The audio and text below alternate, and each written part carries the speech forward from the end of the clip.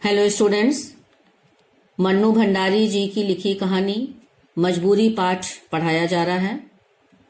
अभी तक इस कहानी में बताया गया कि बूढ़ी अम्मा, जो इस पाठ की मुख्य पात्रा है, वह अपने जीवन के अंतिम दिन अकेलेपन में काट रही थी कि उसका पोता बेटू उसके आंगन में बसंत की बहार लेकर उदित होता है। उसका पुत्र रामेश्वर व पुत्रवधू रमा मजबूरीवश अपने पहले पुत्र बेटू को अम्मा के पास छोड़ने का निर्णय लेते हैं। उनके इस निर्णय को सुनकर अम्मा को लगता है कि उसके पुत्र का बालपन उसके आंगन में पुनः लौट आया है और वह बेटू को अपने नन्हे रामेश्वर के रूप में ही पाती है। ठीक है। और यह खुशखबरी सबसे पहले वह अपने पति वैदराज को बताती है। इसके बाद इस शुभ समाचार को इसने किसको किसको बताया और इस खुशखबरी से उसकी क्या प्रतिक्रिया हुई, आगे हम लोग देखेंगे। Now see page number 104। See all of you this paragraph. इसमें बताया गया कि नर्मदा, जो अम्मा के यहाँ बर्तन धुलने का काम करती है, जब वह दोपहर को आई तो अम्मा ने उसे यह शुभ समाचार बताया कि उसकी बहू रमा को फिर से बच्चा होने वाला है और वह बेचारी दो बच्चों को संभालने में असमर्थ है। इसलिए अपने बड़े बेटे, जिसका नाम बेटू है, जो अम्मा का पोता है, उसको हमारे पास रखने का निर्णय उसने लिया है। फिर आगे वह नर्मदा से कहती है कि हमारी बहू रमा को मेरे पास अपने बेटू को छोड़ने में बहुत संकोच हो रहा था, क्योंकि उसे लग रहा था कि अम्मा बूढ़ी हो चुकी हैं और उन्हें इस बुढ़ापे में तकलीफ होगी। तो वह यह बात नर्मदा से बताते हुए उससे हामी भराती है और उससे यह कहती है कि तू ही बता नर्मदा कि घर के बच्चे को रखने में भला तकलीफ होती है और ऐसे समय में घर के ही लोग तो काम आते हैं। ठीक है। इस प्रकार वह अपनी इस खुशखबरी को नर्मदा को बताती है। आगे दिस पैराग्राफ। इसके बाद अम्मा के घर में जो कोई भी आया, अम्मा ने यह शुभ समाचार उसको सुनाया और अम्मा इस बात का इतना प्रचार कर देना चाहती थी, इतना सबको बता देना चाहती थी। उसको लगता था कि अगर किसी कारण से बेटे और बहू का मन अगर बदल भी जाए तो शर्म के मारे, लज्जा के मारे वे दोनों अपना बेटू को छोड़ने का इरादा बदल नहीं पाएंगे। इसलिए वह यह शुभ समाचार, यह खुशखबरी सबको बता रही थी। ठीक है। आगे अम्मा का सारा दिन बेटू के खिलाने में और उसकी नोन राई करने में ही बीतता था। वह सारा दिन बेटू को खिलाने पिलाने, उसके साथ समय बिताने में अपना बिता रही थी और साथ ही उसका समय नोन राई करने में बीतता था। नोन राई करना अर्थात छोटे बच्चों के बारे में बताया गया है कि छोटे बच्चे, उनकी जो क्रीड़ाएं होती हैं वो बहुत मनमोहक होती है, सभी को आकर्षित कर लेती है और जिससे उनको नजर लग जाती है। तो नजर को दूर करने के जितने भी उपक्रम होते हैं, जितने भी उपाय होते हैं, वह उसको करने में व्यस्त थी। यहाँ लिखा हुआ है, अम्मा कहती थी कि जाने कैसी कैसी औरतें घर में आती हैं, उसके तंदुरुस्त सुंदर बच्चे को अगर कड़ी नजर से देख लेंगी तो लेने के देने पड़ जाएंगे, अर्थात हमारा पोता बीमार हो जाएगा। इसलिए बीमार होने पर वह उसकी नजर उतारने के सारे उपाय करती रही। आगे बेटू को लेकर उनके शिथिल और नीरस जीवन में नया उत्साह आ गया था। क्या लिखा गया है? बेटू को लेकर उनके शिथिल अर्थात जब ढीलापन, जब शरीर के अंग ढीले होने लगते हैं, बुढ़ापे के कारण अम्मा का हाथ पैर उतना काम नहीं करता था। इसलिए शिथिल और नीरस जीवन में, नीरस अर्थात जिसमें कोई रस ना हो, बेरस, शुष्क। अम्मा के घर में अम्मा अकेली रहती थी।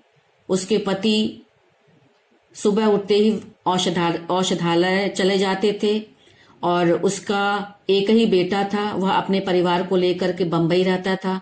तो बेचारी अम्मा एकदम शुष्क जीवन को, जिसमें कोई रस ना हो, वह जीवन व्यतीत कर रही थी। लेकिन बेटू के आने से उसके शिथिल और नीरस जीवन में मानो नया उत्साह आ गया था। अर्थात उसके जीवन में बेटू एक बहार बन के आया था। बेटू को लेकर के वह बहुत अब खुश रहती थी, प्रसन्न रहती थी। उसके नीरस जीवन में सरसता आ गई थी। ठीक है, आगे लेखिका ने बताया है कि घुटनों के दर्द के मारे कहां तो वे अपने शरीर का बोझ ही नहीं ढो पाती और कहां अब वे बेटू को लादे फिरती थी। अभी तक अम्मा गठिया के दर्द से परेशान थी, लेकिन बेटू के आने से वह सारा दर्द उसका मानो काफूर हो गया था, छूमंतर हो गया था।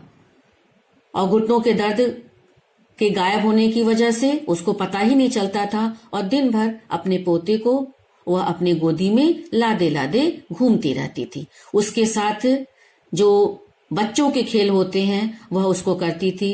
शाम को उसके साथ आंख में चौली खेलती, कभी घोड़ा बन जाती, कभी आंगन में दौड़ती फिरती। ऐसा लगता कि मानो बेटू के साथ अम्मा का बचपन लौट आया है। ठीक है, आगे दिया हुआ है, अम्मा के इस काम को देख करके, अम्मा के इस पागलपन को देख करके सब लोग, क्या उसका बेटा ही उसको टोकता था, रामेश्वर टोकता था कि अम्मा तुम उसे क्यों लादे फिरती हो? अरे तुम्हारे घुटने में दर्द होता है और तुम्हारे घुटने में दर्द इसी को लादने की ही वजह से, इसको गोद में उठाने की ही वजह से हो रहा है।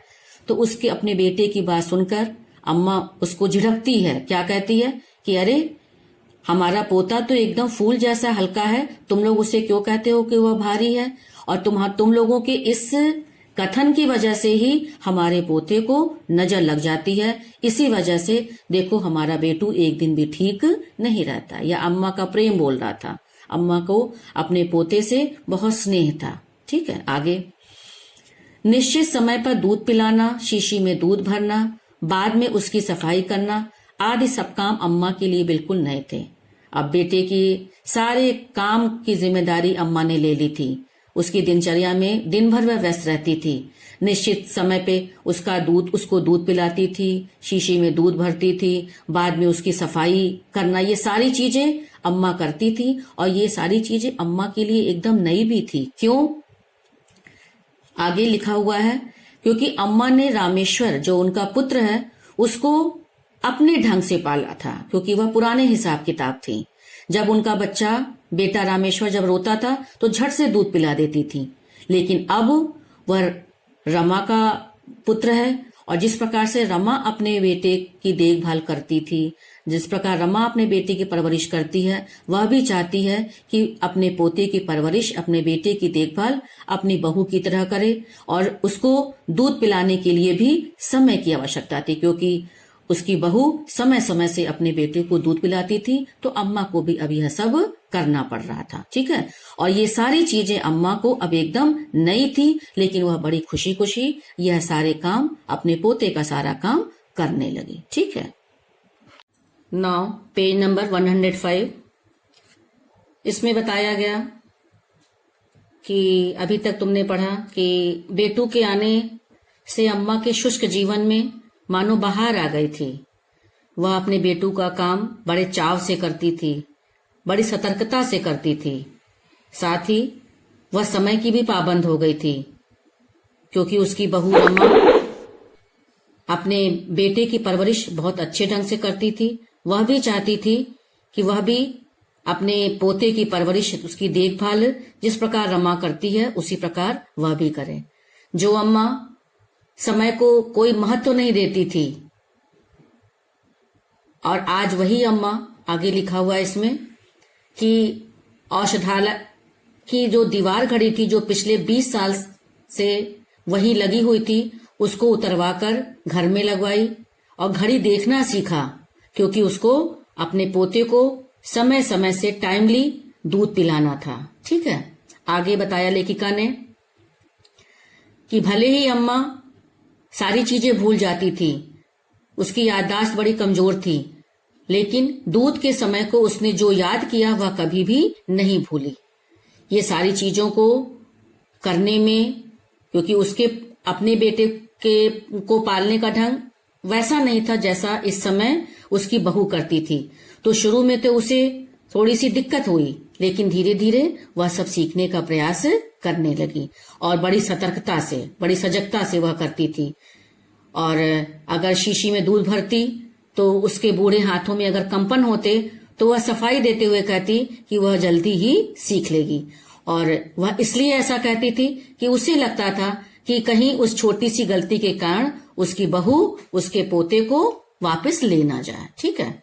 नाउ दिस पैराग्राफ, इसमें बताया गया है कि 20 दिन के बाद जब बहू ने अपनी माँ के घर प्रयाण मतलब प्रस्थान किया, क्योंकि उसको अब अपने बेटू को छोड़ना था, तो अपने बेटे को वह छोड़ दी। और इसके बाद जब वह अपने माँ के घर जाने लगी तो बेटू ने जिद ना की और ना तो वह रोया। क्यों नहीं रोया? क्योंकि वह अम्मा से बहुत हिल मिल गया था और साथ ही अभी तक वह अपनी माँ के कड़े नियंत्रण में रहता था, अर्थात रमा बहुत उसको अनुशासित ढंग से रखना चाहती थी। लेकिन यहाँ पर दादी के असीम दुलार के कारण, जहां पर ना कोई बंधन था, ना कोई रोक टोक था, ये सारी बातें बेटू को बड़ा अच्छा लगता था। इसलिए जब उसकी माँ जब अपने माँ के घर जाने लगी तो बेटू ने उसके साथ जाने की जिद नहीं की, क्योंकि वह अब अम्मा से बहुत अच्छी तरह हिल मिल गया था। ठीक है। बहू चली गई। बहू के जाने पर अम्मा ने चैन की सांस ली। उन्हें लगा कि अब उनकी बहू रमा को नहीं ले जाएगी। कुछ महीनों के बाद खबर आई कि बहू को दूसरा लड़का हुआ है। यह खबर सुनकर अम्मा की छाती पर जैसे मानो कोई भारी बोझ हट गया। उनके मन में जो संदेह का कांटा था कि रमा के जाने के बाद कि कहीं वह फिर से ना आकर के उसके पोते को ले जाए, तो वह संदेह का कांटा भी अम्मा के मन से निकल गया और यह भावना उसके मन में अब घर कर गई कि अब बेटू उसका है और उस बेटू पर उसका पूर्णतया अधिकार है। ठीक है। यहाँ बताया गया है कि रामेश्वर अपने माता पिता के लिए बहुत चिंतित रहता है, ख्याल करता है। इसलिए अम्मा पिता भले ही मजबूरी में वह नौकरी के कारण जल्दी जल्दी आ नहीं पाता था, लेकिन जब भी वह आता था तो अपने माता पिता के सारा ख्याल करते हुए उनकी सारी आवश्यकताओं की पूर्ति करता था। तो उसने अपने अम्मा और पिताजी के लिए ढेर सारे कपड़े बनवाए, जो अम्मा खुश होकर के अपने मोहल्ले की सारी औरतों को दिखाती थी। ठीक है।